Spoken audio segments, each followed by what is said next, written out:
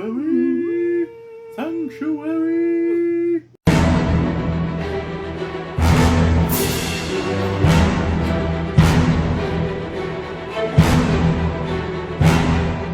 Hello and welcome back. Christine E. Schultz here, your favorite Elvish author, and Le Isaac. Bonjour. And welcome back to another chapter reaction, where we read the first chapters of books to you to help you discover something new that you might want to read, and to help us discover new things to read as well. And today, we're gonna continue. We did a couple books already for Hispanic Heritage Month, and we still have a couple left that we had introduced you guys to during one of our book hauls, but today we're gonna read some actual chapters from one of them, and it is called Sanctuary.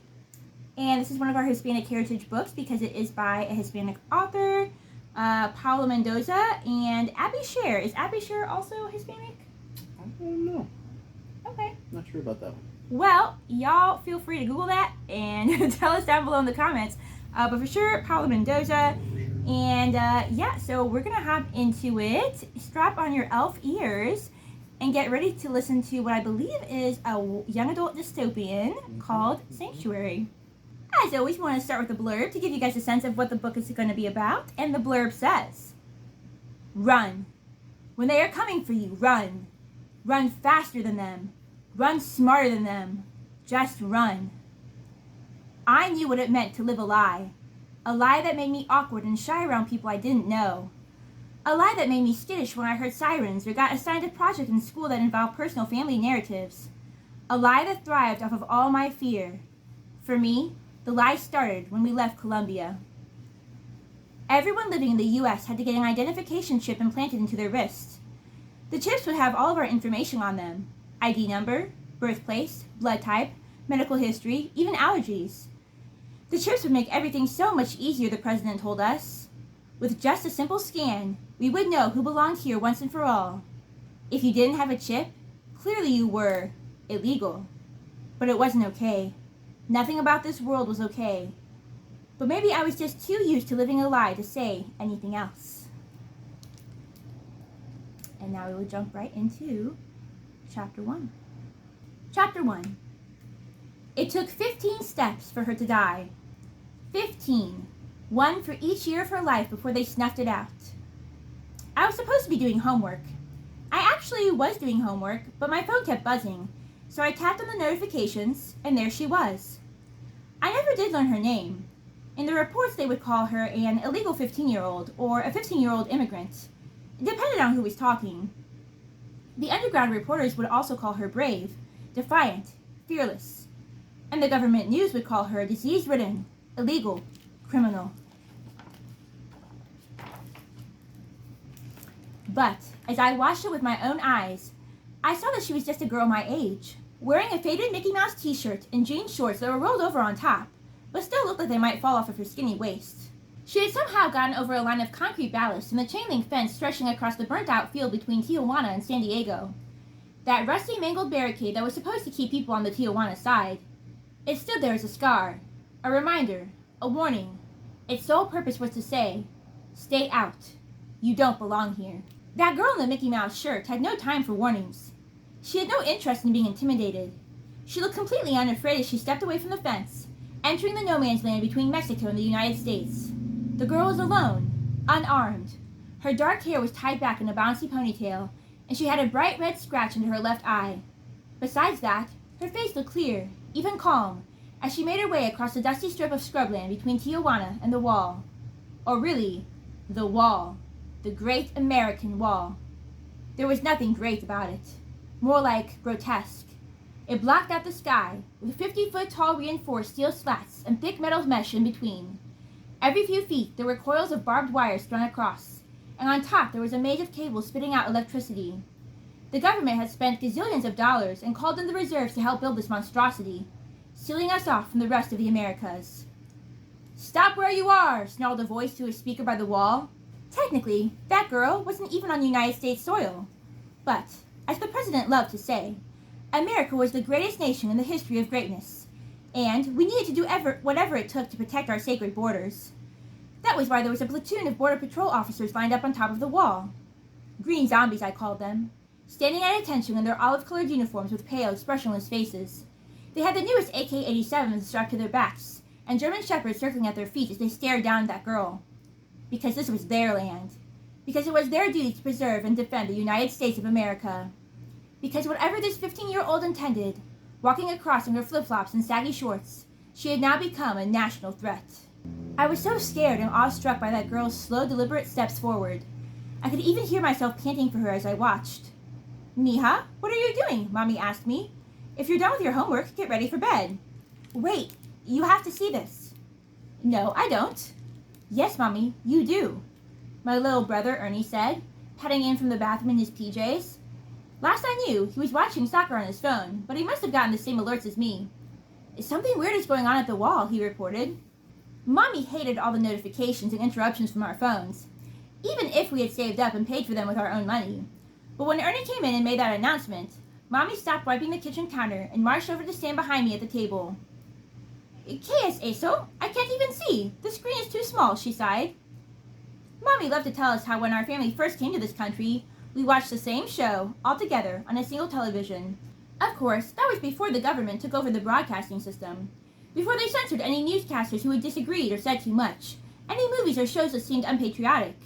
If we wanted to see anything honest or original these days, we had to watch someone's live stream on the dark web, which is what we were doing now. The three of us pressed our heads together, watching the image blink in and out because of the poor connection. The camera panned around, showing faces caught between hope and panic. "I don't like this," Ernie said. I didn't either, but we couldn't turn away from the screen. We couldn't move. We could only gape at the staticky footage as that gutsy girl planted each foot down. 1, 2, 3. There were shouts from the crowd of people in Tijuana gathering behind the barricade. "¿Qué estás haciendo? Cuidado!" An air horn blasted. Another green zombie shouted through the speakers. "Get back behind the fence," he bellowed. "You are not permitted on U.S. soil. We repeat, you are not permitted on U.S. soil." The girl paused and raised both of her hands in the air to show that she meant no harm. She squinted into the bright West Coast sun with a sort of half grin. Her arms were loose and gawky. I wondered if she was born with this kind of wild bravery, or if she had just lost too much already to care. She stepped forward again. "Why is she doing that?" whispered Ernie. "Why isn't she listening to them?" I tried to mumble some sort of response, but my tongue felt too big for my mouth. I flipped to another live stream in Tijuana. They were all filming this girl now. Some from so far away she looked like a speck creeping across the frame, in between the concrete posts. Others zoomed in so close, I swear I could see the hairs in that girl's nose.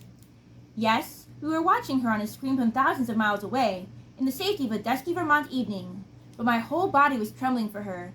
I wish I had even a smidge of her courage. "There is no trespassing in the demilitarized zone," the zombies ordered again. "We repeat, no trespassing in the demilitarized zone." "Dios mío," Mommy said in a low voice, clicking her tongue. She had made the sign of the cross, and I swallowed hard. Mommy was as tough as they came, the creases around her eyes holding on to all her worry and pain so that she could always face the world with composure. If she was asking God for help, then this definitely was a moment of truth. Meanwhile, the girl took another step forward, and another. She looked like she was full-on smiling now. At least, that's how I want to remember her. "This is your last warning," roared the zombies. "Eres un hero! Cuidado!" yelled the crowd behind her in Tijuana. I could hear people chanting from behind the wall in San Diego. It sounded like they were saying, "Let her through! Let her through!" The voices on all sides swelled and lifted her up so that she looked like she was floating those last few steps. 11, 12, I was counting in my head. She had just put down her flip-flop for the 15th time when the ground exploded underneath her. The sudden flares of orange, yellow, and red slashing through her, blowing her into bits, turning her into dust. Everything shuddered around me. I felt like that bomb had just detonated inside my gut, the shockwaves rumbling through me. The fierce blast of flames was the sharpest color I'd ever known. And scariest of all, there was no sound. Or really, there was only the absence of sound. Like the whole world had just been punctured and we had to suck in whatever air was left in one giant gasp, holding it all in for as long as we could. Ernie was the first one to lose it. "What happened? Where'd she go? How come we can't see her?" he said, panicking. She's, I stammered. I didn't know how to explain what had just happened, to him or to myself. "Mommy?" Mommy just stood there, watching the screen, as Ernie and I let 1,000 unanswerable questions dribble out of our mouths. We needed to fill all the space between us, to keep talking, because talking was breathing, and breathing was living, and living meant we still existed, even if it was in some crazy effed up world where a 15-year-old girl was blown up because she tried to cross the border. "Mommy, did you see what happened?" I begged. When I couldn't take Mommy's silence anymore, I grabbed her warm wrist and squeezed. "Sí, claro que sí," Mommy murmured. Seeing Mommy this disturbed only made it more horrible, more real. She exhaled slowly, the air whistling through her teeth. Then she clenched her eyes shut, like she was trying to erase what she had just seen on my screen.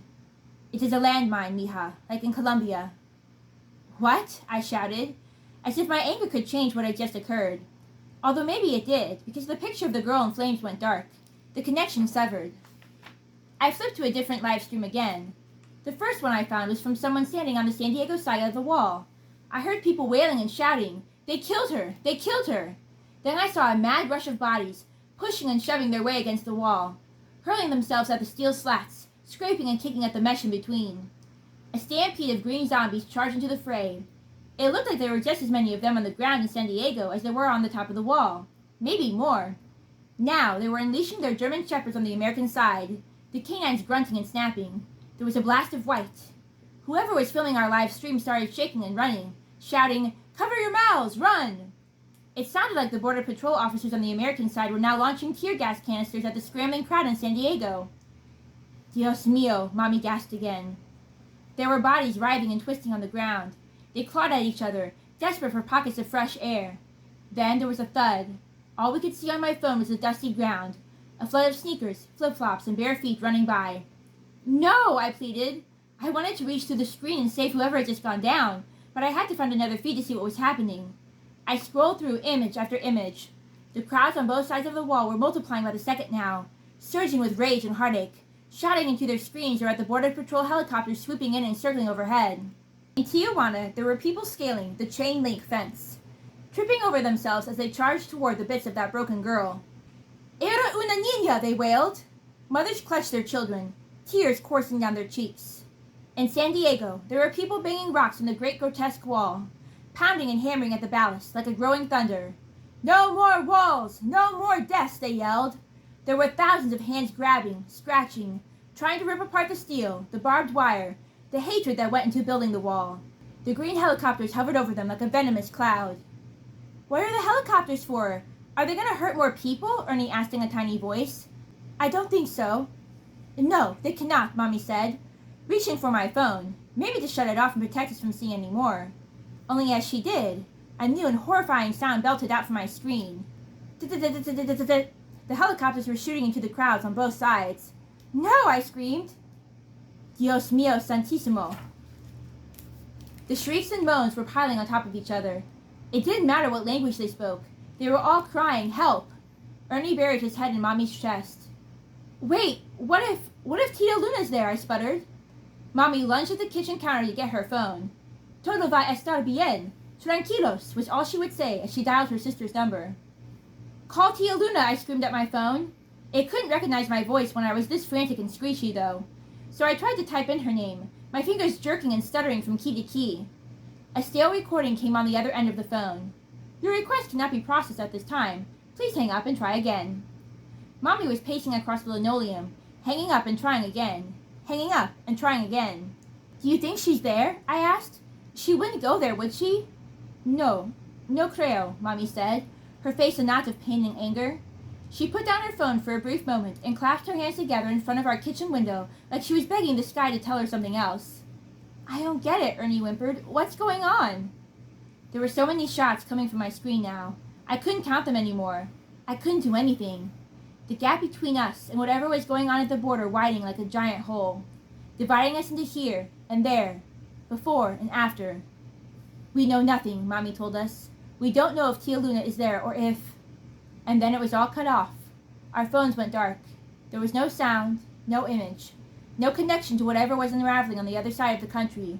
Just a blank screen. We held our breath and waited, pinched with fear. And then, a few moments later, a new haunting image flickered on. I'd never seen anything like this being broadcast before. It was a large desk in the middle of a bare room. There were stark gray cinder block walls behind it, interrupted only by a portrait of the president and an empty wooden chair. I flipped to another feed, and another, but they were all showing the same thing. The same desk, the same wall, the same portrait, as if to wipe away everything that had just happened, as if to wipe us all away. And that is the really action-packed is not even the word I want to use for this, just the really packed first chapter. Tense beginning to Of this book. Sanctuary, yeah. Very intense, very serious.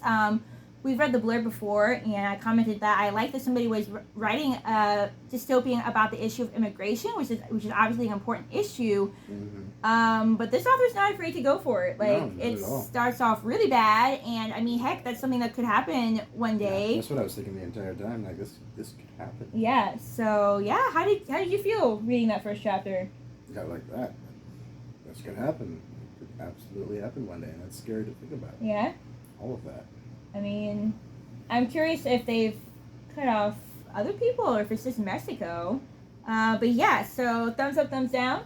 I dig it. Yeah. I mean, I always mean to do this and I always forget. But like so far we've actually liked all of the books that we've read. So far, yeah, I think it's well written.